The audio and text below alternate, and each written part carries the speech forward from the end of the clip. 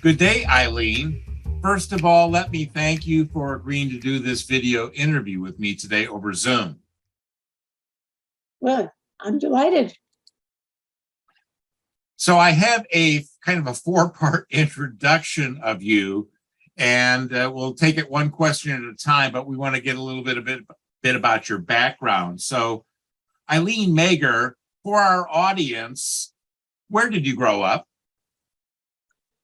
Well, let's see, a mixed bag. I was born in Cleveland, but then there was Columbus and there was Hammond, Indiana, and Cleveland Heights, Ohio. And I wound up at the University of Chicago going to college there. Aha. So what did you study in college? I was majoring in English language and literature. Mm-hmm. And so tell us a little bit about where you are. Where are you living right now? Well, I'm living in a town called Carefree, Arizona. It really is called that. And it's a very nice place. It's on the north end of Scottsdale, if that helps. Mm-hmm. I've been there one time back in I think it was 1981, and I think I drove with my rental car from the airport in Phoenix all the way there, and the car only began to cool down just as I was arriving at the destination. So yeah, I recall it being a very hot place. It was the summertime, of course. But let's cover a little bit about your career progression after school. So when you graduated from college, what'd you go do? Well, I got a job writing in the advertising business, figuring that would be a useful thing, if nothing else. And I didn't know what I wanted to do. I majored in English language and literature because I figured that would be useful in any field. So I'm still looking around. Well, I started working for an advertising outfit, and after a while realized that even if they'd paid me huge buckets of money and gave me a big fat title and all that good stuff, I still couldn't care less about advertising. So I started looking around for other things. And I'm the daughter of two musicians who are also teachers. I grew up with the teaching notion in the house. So I looked around for things that I could do that would be a training line or writing instructions for how to run this gadget, whatever. And I started reading everything I could find in the field. There was a lot of garbage out there, but I encountered Bob Mager's books, and that was a whole new world. And it was wonderful.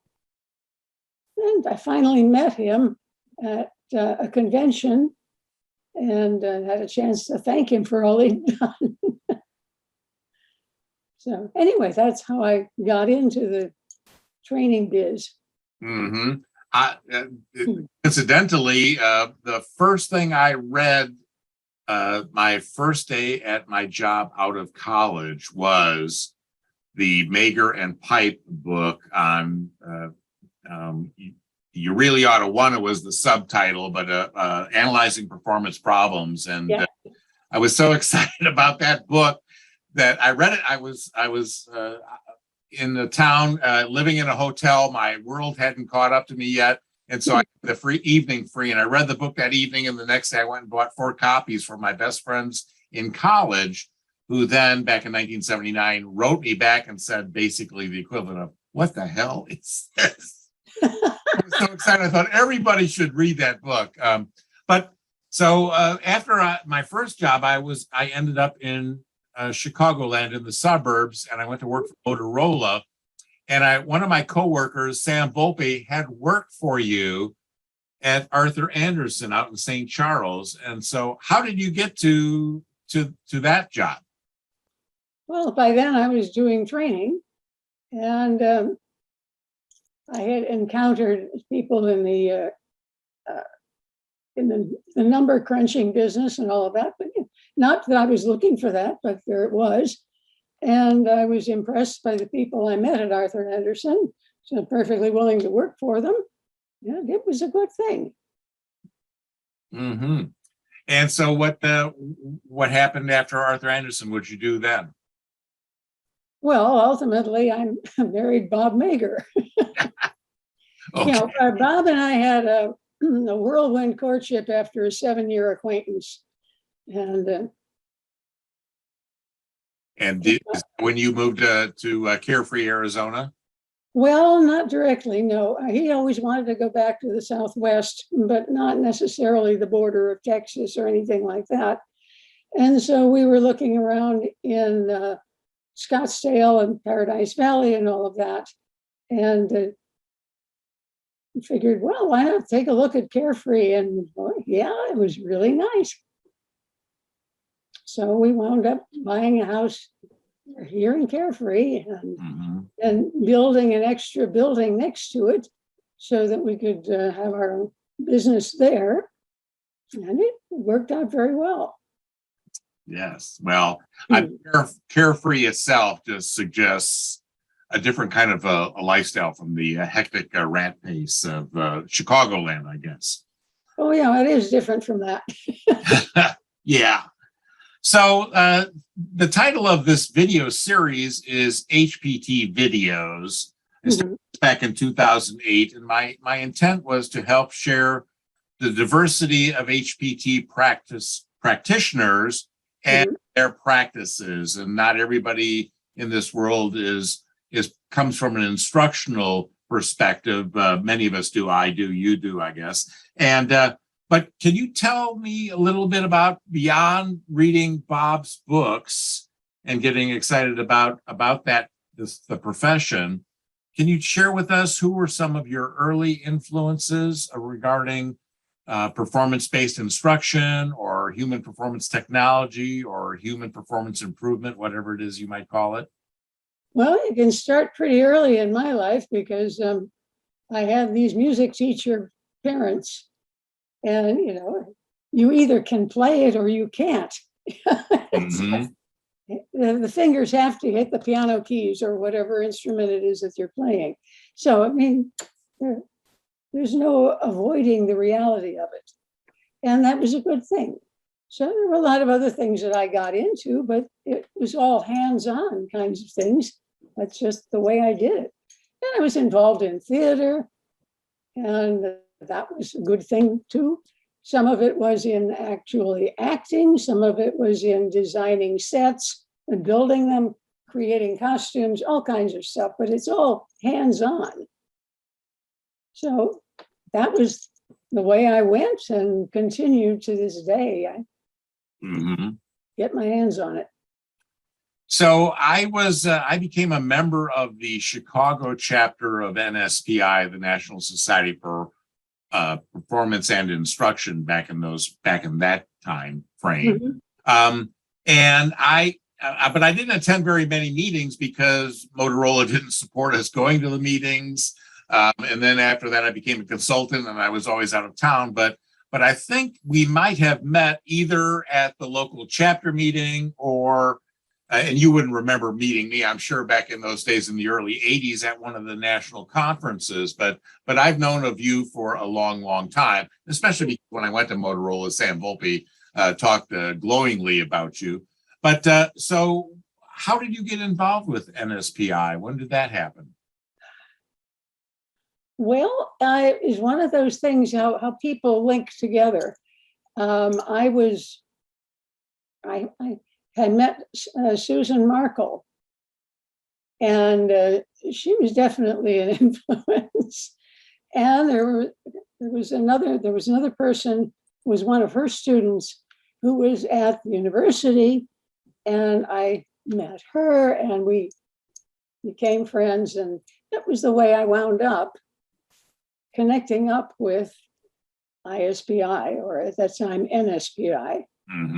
And it was a good thing. So can you share with our audience anything in particular? I mean, you might talk about Bob's books, but any other people or books or articles that they might want to look into because it was influential in your thinking in terms of instruction? Well, mostly it was the hands-on thing. Mm-hmm. And I mean, I can talk till I'm blue in the face about stuff, but I'm not accomplishing anything. But if I do it, it's a whole different world. And it's much more satisfying to me as well as to the person I'm working with. So I go that route. I see. Thank you. So my next question is about a 30-second elevator speech. And forever I've seen people struggle with trying to be succinct in terms of explaining to others, what it is that they do. Do you have one that you used in the past that you can share with us as you explain to others, what you were doing in the world of performance-based instruction? Well, basically, it was kind of repetitive of what I've been saying all along.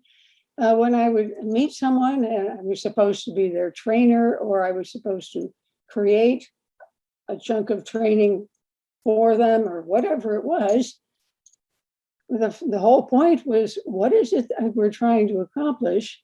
Namely, what is this person supposed to be able to do? And what's in the way? What's there to help? And you put it all together and, oh, okay, now I know how I get there. And that's the sort of thing that I focused on because it worked. And I would pass it on to people pretty much in the same way. I didn't want to pour all sorts of jargon on them. I just wanted to zero in on real life, reality, what it is we're trying to accomplish. Thank you. Sure. A lifelong learner, can you share with us, what you're doing now in retirement and what you might be learning more recently? Well, there's always something to learn, whether it's about how to use a hunk of equipment or whatever else. But I'm still taking voice lessons after all these years. I have a wonderful teacher, and it's good to have a voice teacher because it's so easy to get a little bit off. And having a voice teacher who knows what he's doing, that's your way of staying on. It's an extra pair of ears. Very useful thing. So yeah, I'm doing all kinds of stuff. I've done some writing and a fair amount of editing.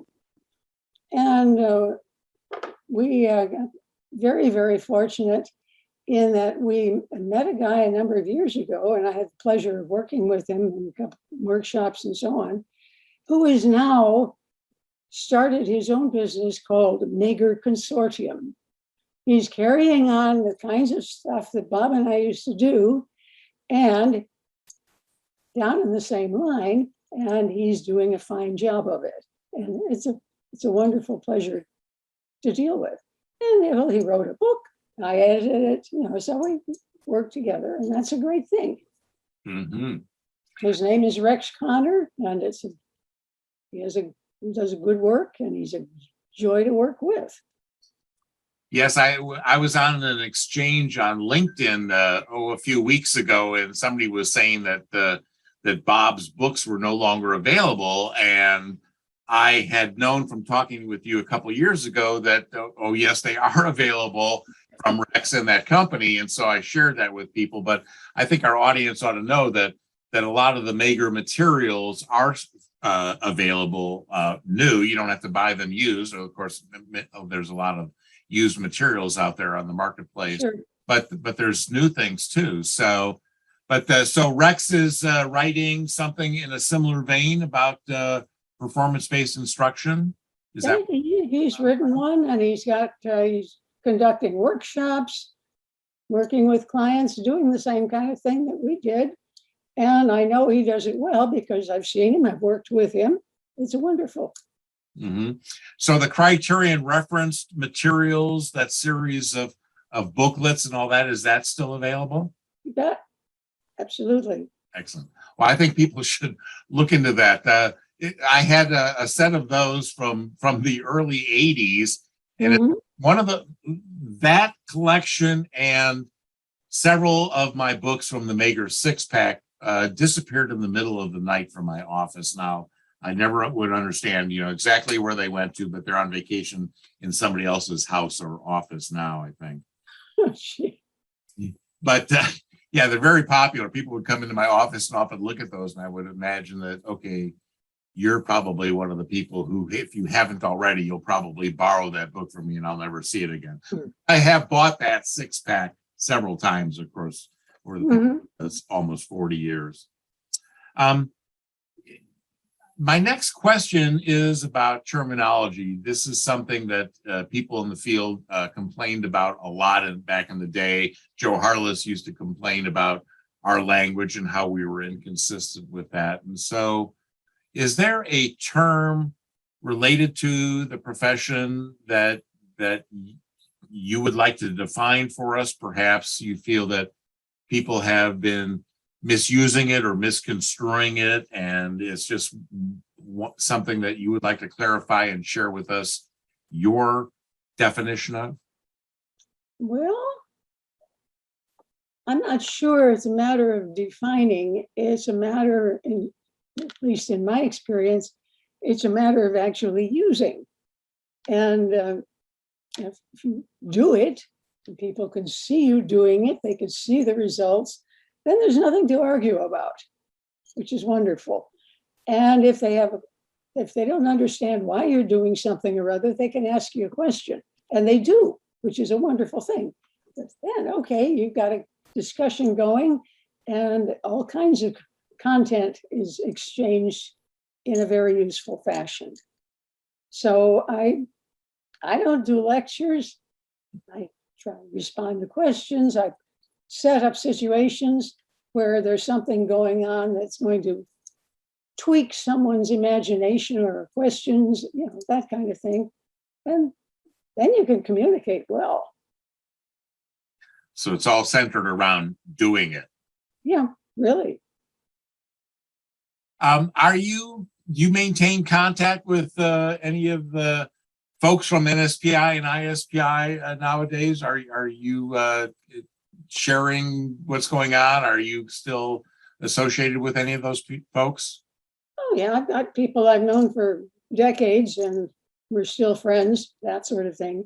I'm not particularly active in the organization itself, but I'm certainly game to lend a hand whenever it's needed. So.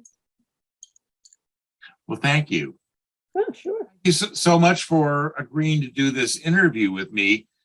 My last question is, do you have any words of wisdom or guidance for people who are new to the field based on your experience? What would you share with them to help them prepare for their journey in this profession?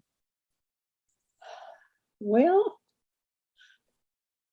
outside of the sort of obvious things like pushing them towards Bob's books and things like that, I really like to focus on them and what they're doing, what they hope to accomplish, and so on. And then I can start giving a bit of guidance because by that time they want to hear it. But if I just start out with a lecture to begin with, forget it. They're not interested in that. Heavens, I wouldn't either be. So I like to set it up in a way that coaxes people into asking questions or bringing up problems that they're trying to deal with. And then we have a conversation rather than they're sitting there getting lectured at. So I try to avoid those. Well, again, thank you so much for doing this interview with me. Is there any final words that you'd like to share with the audience? Yeah, just the final words would be just don't forget that it's all about performance.